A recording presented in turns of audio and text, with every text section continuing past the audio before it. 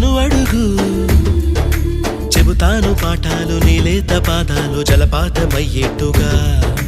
నా దారినే మళ్ళించగా నీకెందుకు అంత పంతం? మంచేతిలో ఉంటే కదా ప్రేమించడం మానటం.